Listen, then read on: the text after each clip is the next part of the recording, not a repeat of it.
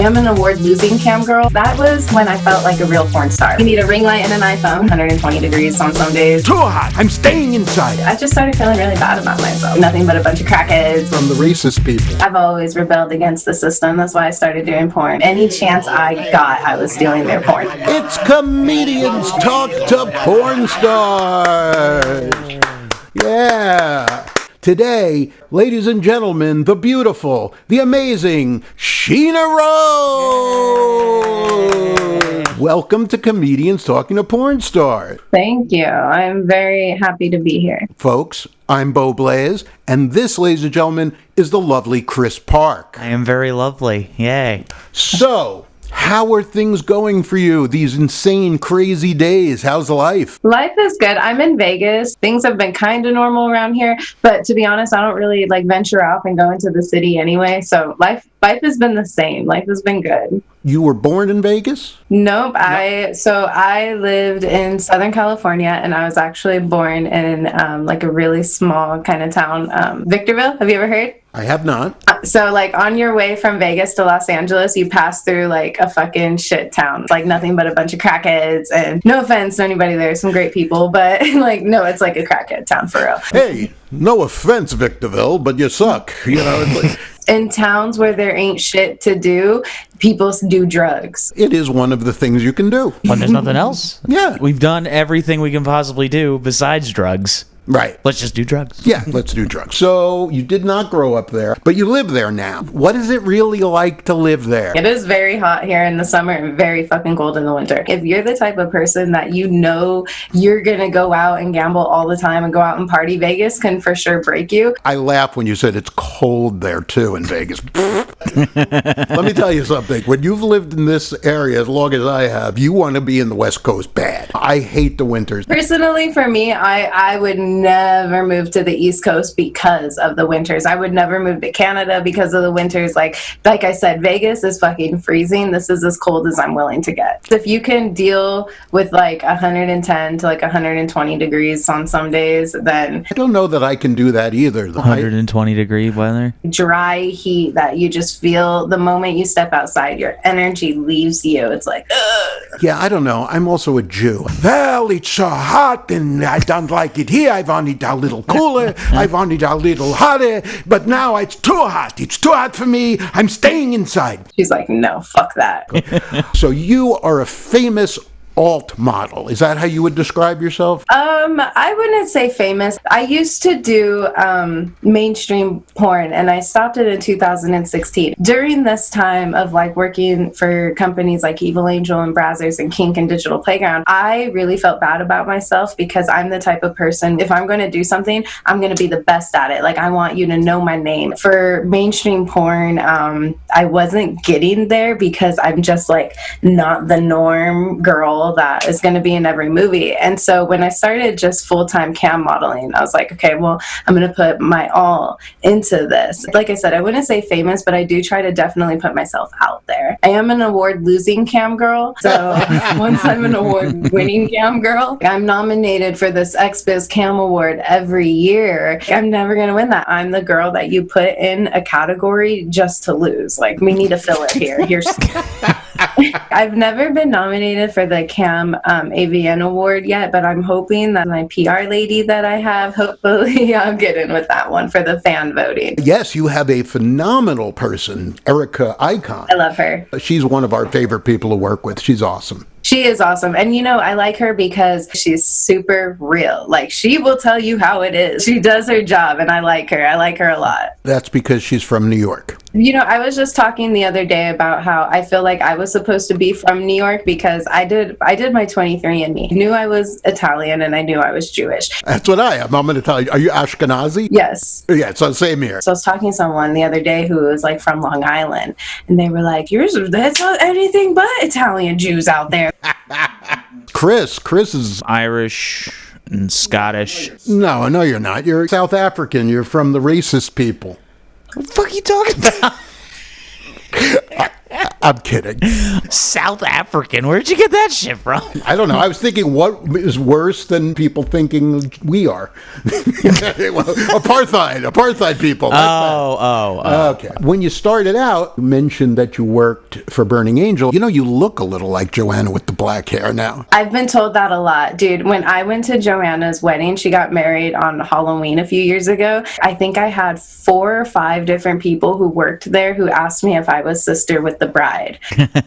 And when we've gone to conventions together, we've had fans come up and be like, you guys look alike. We personally don't think so, but I mean, it's got to be like, again, going back to the Jew. Yeah, it's a member of the tribe. That's what it is. Exactly. Right? Like, it's got to be that. If anybody who has like a larger nose and dark hair, I look like, so. You are kind of considered an alt model, and that's because you have a lot of tats and your hair color changes a lot. Tell us a little bit about your tats. I know you have a big script here. What is that? What does that say? And this says I'm not afraid.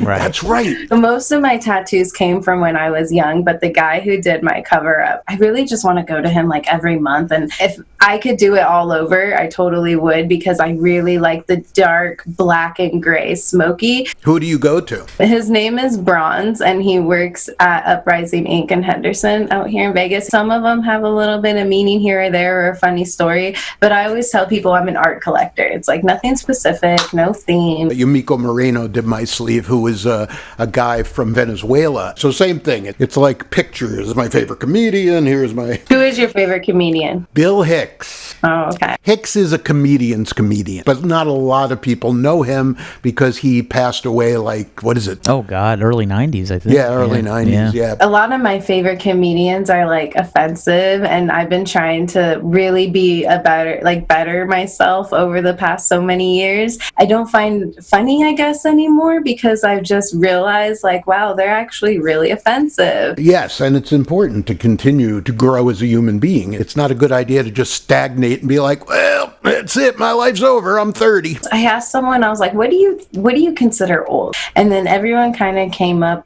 with 35, and I'm like, well, you live your life old then your whole fucking life. Like, you're barely young if that's the case. 35, I'm supposed to just end it all. This is it.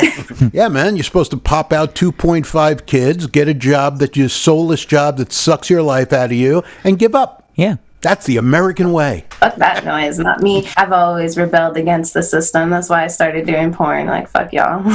We need a round of applause for, yeah. I feel like comedians are kind of the same way. Like, every time I hear a comedian story about their family, they're always like, my mom and dad, like, ask me when I'm still going to get a real job. I feel like if you're a comedian, you're kind of rebelling against the system, too. Hence, comedians talk to porn stars. See, we get along. Yeah. We get along. Okay, so you did a bunch of stuff for Kink.com, which was, I hear, one of your first things. You did Blind Fear.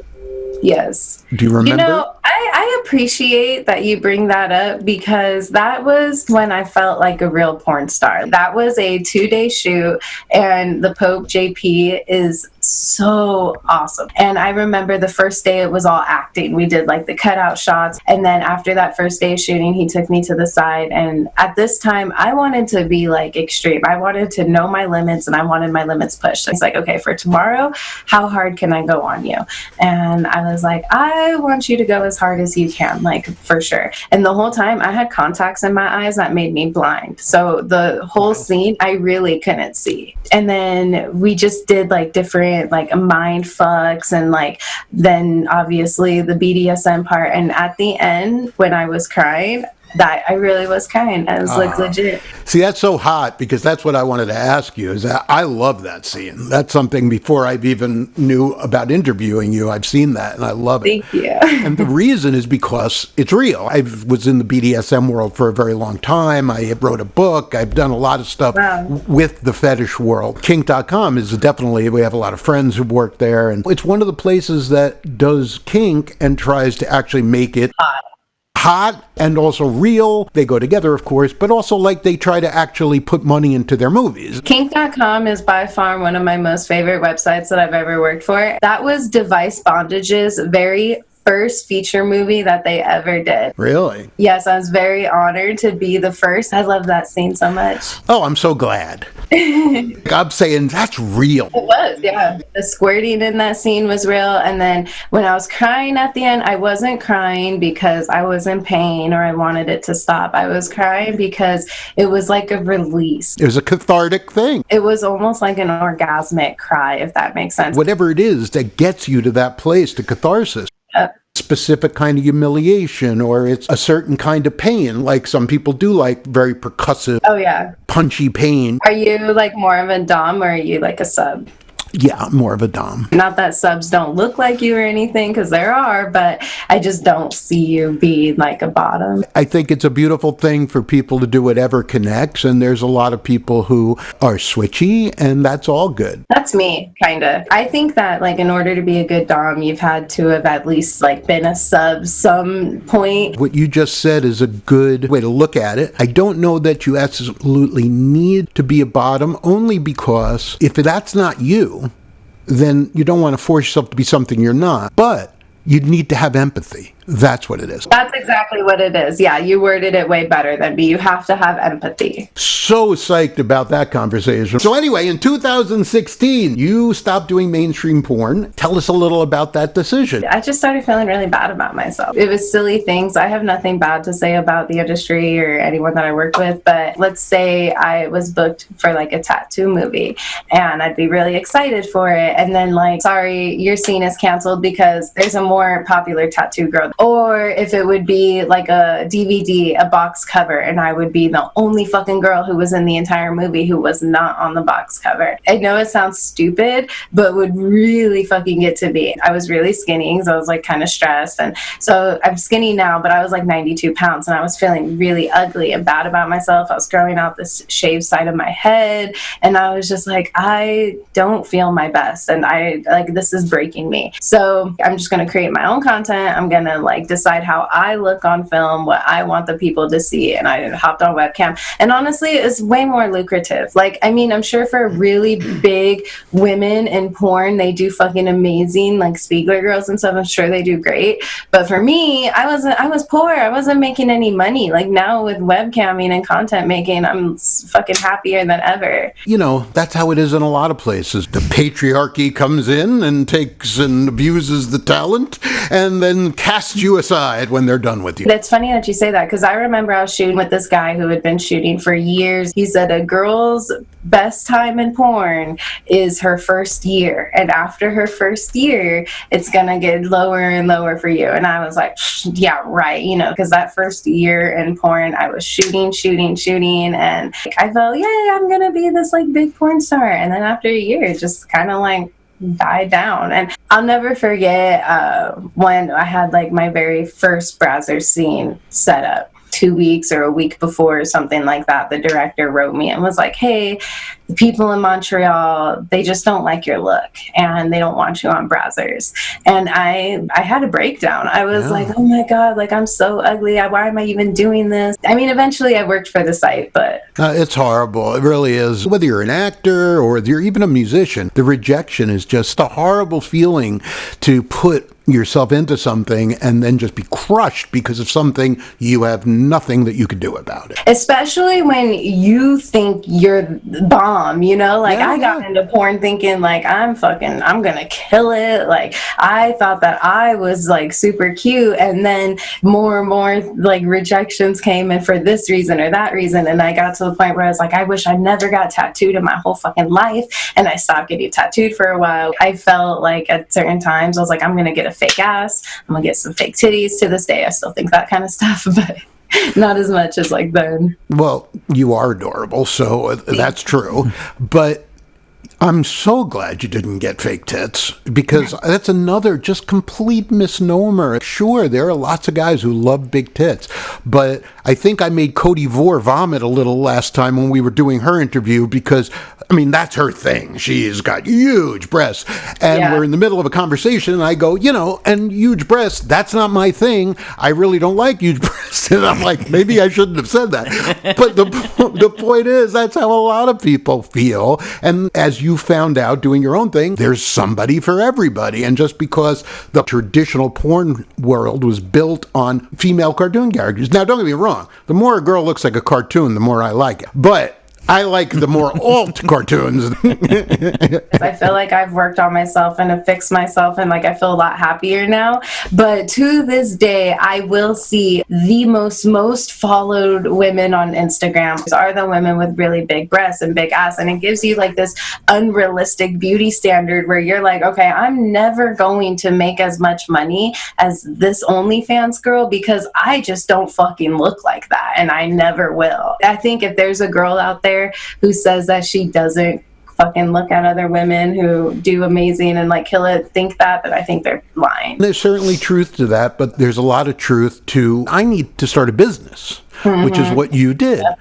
And that's how you succeed. When I started webcamming and content creating, I thought if I wasn't doing porn, there was no really like place for me in the industry. I thought like people wouldn't care about me if I wasn't a porn star. And then Twitter, being in like the sex worker Twitter community, really changed my perspective on that. Like there are some extremely famous, beautiful cam models who are like killing it. I use like all the other sex workers as inspiration for me. But I love what I do now. And like I have amazing fans and customers, and it keeps growing every day. So it's like I found where I fit in. Yeah, and you have longevity now. This is where porn's going. You're cutting out the middleman and you're being the business person, right? Oh, 100%. Yeah, I mean, most porn girls have an OnlyFans or other ways of making money because 10 years ago, no one was getting paid like that unless you were a big fucking porn star. Now you need a ring light and an iPhone. There you go. Ring light and an iPhone. Is it true that you're fascinated with 80s porn? Okay, so I found this like porn that was, I believe, from like the 70s or 80s, and it was a stepdaughter starts living with her stepdad type of deal. Ever since I watched that, like I've been kind of obsessed. Like it inspired me for a new film that I'm gonna make, and I've just been, I like 80s porn. Doesn't everybody? Bo, you probably saw a lot of 80s porn back when it premiered in theaters. Yeah, thank you. When it premiered in theaters? Maybe I might have seen some in Times Square. I'm more partial to 90s porn myself. My dad had like a lot of 90s porn VHS tapes, and I just would steal them and watch them. To me, I think like the older porn is kind of, like this is weird, but kind of nostalgic for me in a way. Yeah, of course. Because like my parents had an overload of VHS tape, and I used to steal them all the time, all the fucking time. Any chance I got, I was stealing their porn and watching it. I was also stealing my dad's porn. However, it was 8mm films. No, I remember my mom and dad used to have those too. You would look in the little thing and like kind of move it. Yes, because clearly you're about my child's age if I had a child. Anyway, so you have a new podcast, Thought of a Thought. Oh, yes, I do. It's very cool. I watched your latest one. You mentioned like this is a dream come true. You always want to have your own podcast. So tell us a little about the podcast. I've always wanted a podcast. We were saying at this day and age, I can do this myself. I can interview girls myself. I can talk to fans and stuff myself. So I just got it on Apple recently, and I think that really boosted my listens. Oh, you're very personable. I'm sure you'll do just fine with it. Thank you. So we ask our audience if they have any questions. So one of our female comedian friends, Linda Camacho, asks, what's the best part of your job? That's a great question. I think the best part of my job is that I actually love what I do. The beauty of what I do is I don't have to fucking do it if I don't want to. And a lot of people ask me like, oh, would you do this if you weren't making so much money? Like, I was a broke sex worker a lot longer than I was a sex worker with a savings account. I've been doing this shit just because forever, okay? Like... All right. Well, I think it is time for the comedy questions, everybody. Comedy questions. Here we go. Comedy comedy. I'm sorry. Are you doing a comedy chant? I love comedy, bro. Can you do the wave and the comedy chant? Comedy. Yeah. Oh, okay. We're all doing it. Wave. Yeah. Comedy. I'm having fun. Yay! All right. Who are some of your favorite comedians? Dave Chapelle, always. Yeah. Right on. Sarah Silverman. Cool. Seth Rogan. Love Adam Sandler. Like, those type of people. What about comedy movies, TV programs? A show called Workaholics. Have you ever? Yeah. As far as back in the days go, I mentioned Adam Sandler. I can Billy Madison, Waterboy. Waterboy is one of my favorites. Happy Gilmore. Like, all of those are awesome. Anything Seth Rogen had did. A movie that I know word for word. Don't be a menace to South Central while drinking your juice in the hood. Joe Dirt. Fucking love Joe Dirt so much. Got any good quotes? I'm always randomly singing that song from Billy Madison. Back to school to prove to dad that I'm not a fool. I got my lunch packed up, my boots tight. I hope I don't get in a fight. I love him. Thank you. That was lovely. What is the funniest thing you've ever seen on the set? Tommy Pistol is one of the funniest fucking men that has walked this earth. He is so funny, and I'll never forget. First 2 professional shoots that I was ever on with Burning Angel was one with Tommy Pistol. He was like a ballerina, and I was teaching him how to dance, and he just kept falling and messing up. And I think we had to cut 5 times because I couldn't hold it. I was laughing so hard. And any time I was ever on set, if I saw Tommy, I knew it was going to be a good day. We did another scene actually where we all played Hicks, hillbillies. He was fucking me and 3 other girls, and he would, during the scene, he was like, "Oh, you remind me of my sister." He's just so great, so funny and great to be around. So that answers our other question we were going to ask you is who is the funniest porn star? 100% Tommy Pistols. And I do gotta give credit where credit is due. Joanna is a brilliant writer. Even if they're dark or weird type of movies, they all have comedy in them. And she's an amazing writer. She's hilarious too. What is the craziest thing a fan has ever asked you to do? I had a dude run up to me in the Cosmo and just basically begged me to go up to his room and do coke with him. He was just like, "Sheena, oh my God, I can't believe I'm seeing you right now. I love you. Please come up to my room and do some coke with me, please." And he took it out in the middle of the casino, and he was like, "Look, this is crystals." I was like, "I'm sorry, I don't do drugs, but thanks." Real quick, I just remembered this. You're into punk and you're into hip hop or whatever. Do you love or hate Sheena as a punk rocker? I hate when people don't know the song. I am a punk fan. I listen to mainly punk, and I wish I could say that I was named after that song, but I wasn't. I was named after the movie, Sheena, Queen of the Jungle. Sheena Rose is my real name, and my mom is every now and again will always be like, "God, don't you love that I just gave you the perfect name for porn?" But also, I don't get it, right? Because every time I hear your name, I want to go, "Oh, be Jesus, it's Sheena Rose. She's going to tightly shillelagh and do some terrible things to it." I think you're Irish every time I see that. So the last thing, tell us a joke. Okay, I'm going to tell it to you right now. What's the best thing about Switzerland? I don't know. What's the best thing about Switzerland? I don't know either, but the flag is a big plus.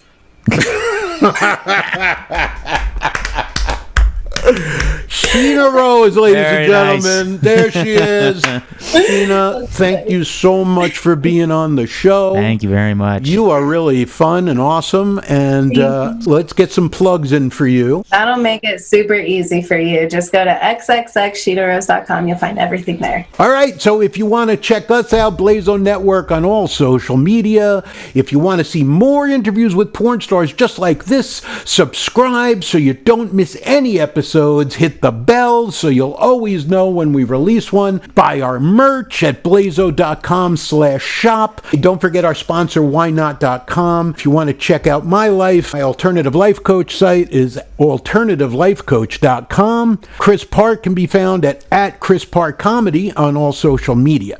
Thank you so much, Sheena. You're the best. Bye. I always want to try and like help the new girls and stuff. You know, sometimes like girls are in your Twitter like, hey, can you help me set up my OnlyFans? Like, Wait, I like the do the full accent. Hey, can you give me? hey, can you help me set up my OnlyFans, please?